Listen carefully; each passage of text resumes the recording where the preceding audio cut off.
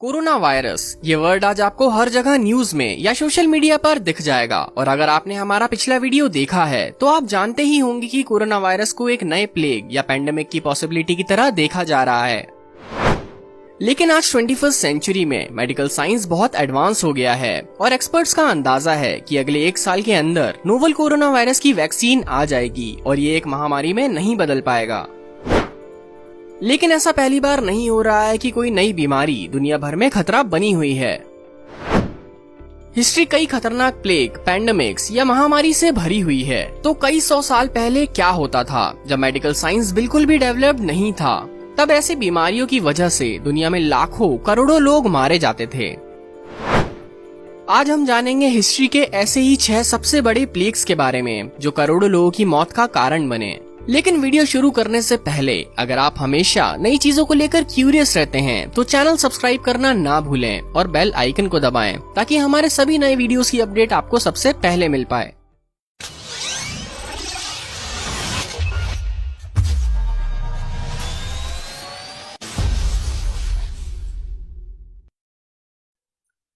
Number 1, the plague of Justinian. The plague of Justinian को history का पहला बड़ा प्लेग माना जाता है। ये प्लेग असल में अफ्रीका में स्टार्ट हुआ था, लेकिन इन्फेक्टेड रैट्स यानी चूहों ने शिप्स में घुसकर इसे रोमन एम्पायर के कॉन्स्टेंटिनोपोल की कैपिटल बाइजेंटाइन तक पहुंचा दिया।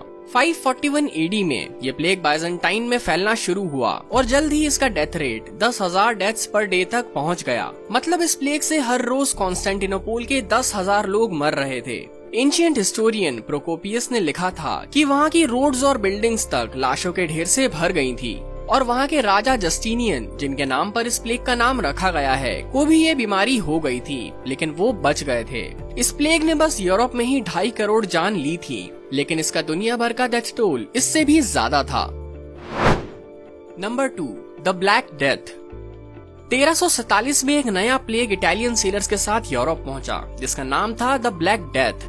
ब्लैक डेथ ने अगले 5 सालों तक यूरोप में तबाही मचाई और ये इतना खतरनाक था कि इससे पूरे के पूरे शहर ही खत्म हो गए और जो लोग जिंदा बचे उनका पूरा टाइम डेड बॉडीज को दफनाने में ही निकल जाता था। उस टाइम के लोग बिना मेडिकल नॉलेज के समझ ही नहीं पा रहे थे कि उनके साथ क्या हो रहा है और वो ये सोचने लगे कि भगवान उन्हें सजा दे रहा है।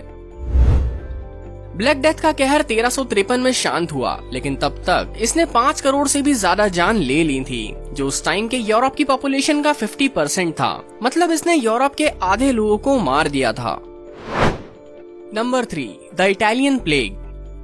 ब्लैक प्लेग के बाद भी ब्यूबोनिक प्लेग कई सेंचुरीज तक यूरोप के अलग अलग पार्ट्स में फैलता रहा और इसका एक सबसे बड़ा आउटब्रेक 1629 में हुआ, जिसे द इटालियन प्लेग कहा जाता है। 2 साल तक ये प्लेग इटली में फैलता गया और वहाँ के सबसे बड़ी सिटीज वेरोना, मिलान, वेनिस और फ्लोरेंस के लोगों को इन्फेक्ट कर दिया। इस प्लेग को फैलने से रोकने के लिए वहाँ की अथॉरिटीज ने लोगों को बंद कर दिया और कुछ लोगों को तो देश से निकालकर अनजान आइलैंड पर तक भेज दिया। लेकिन इन हार्श मेजर्स के बाद भी इटालियन प्लेग में वेरोना के 2,80,000 लोग और वेनिस के 1,40,000 लोग मारे गए थे। Number 4, the great plague of London.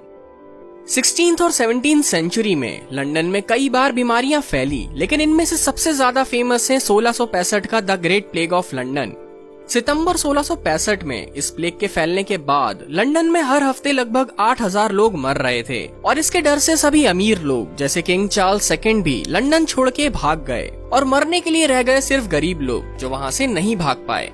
London की अथॉरिटीज ने इन्फेक्शन को फैलने से बचाने के लिए इन्फेक्टेड लोगों को उनके घरों में बंद तक कर दिया। लेकिन 1666 में the great plague of London के खत्म होने के पहले तक 1 लाख लोग मर चुके थे। Number 5, the great plague of Marseille. Western Europe का आखिरी बड़ा प्लेग आउटब्रेक 1720 में शुरू हुआ था। ये बीमारी ग्रैंड सेंट एंटोनी नाम की एक शिप से यूरोप पहुंची। जब ये मर्चेंट शिप कुछ इन्फेक्टेड पैसेंजर्स को मिडिल ईस्ट से यूरोप ले आया। इस शिप के पोर्ट पहुंचते ही इसे क्वारंटाइन कर दिया गया और सभी लोगों को बंद कर दिया। लेकिन इस शिप का ओनर, जो मार्सिले का मेयर भी था, उसने अथॉरिटीज से शिप से सामान उतरवाने की परमिशन ले ली और सामान के साथ शिप के इन्फेक्टेड चूहे भी फ्रांस में घुस गए और महामारी शुरू हो गई। हजारों लोग रोज मरने लगे और सड़कों पर लाशों के ढेर लग गए। 1722 में इसके खत्म होने से पहले फ्रांस के 11 लाख लोग मर चुके थे। Number 6, the third plague pandemic.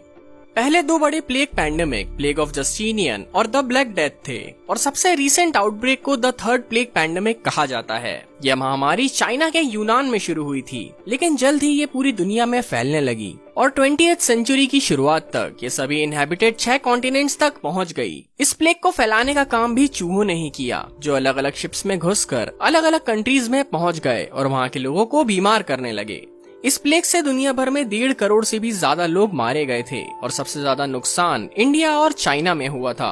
और इसके अलावा साउथ अफ्रीका से सैन फ्रांसिस्को तक कई लोग मारे गए थे। इतनी कैजुअलिटीज के बाद भी थर्ड पैंडेमिक ने मेडिकल साइंस को कई ब्रेक थ्रूज भी दिए। 1894 में हांगकांग के एक डॉक्टर अलेक्जेंडर यर्सिन ने बैसिलस यर्सिनिया पेस्टिस वायरस को पहचाना और प्लेग की असली वजह का पता लगाया। और इसके कुछ सालों बाद एक दूसरे फिजिशियन ने ये कंफर्म किया कि ये प्लेग्स चूहों की वजह से ही फैल रहे थे, जिससे इस प्लेग को कंट्रोल करना पॉसिबल हो पाया। तो ये थी 6 एशियन प्लेग्स की कहानी जब मेडिकल साइंस बहुत वीक था, लेकिन आज का मेडिकल साइंस और टेक्नोलॉजी कई गुना बेहतर हो गई है और नई बीमारियों से लड़ सकती है। इसीलिए आज के टाइम में ऐसे प्लेग्स और पैंडेमिक्स के फैलने के चांस बहुत कम हैं।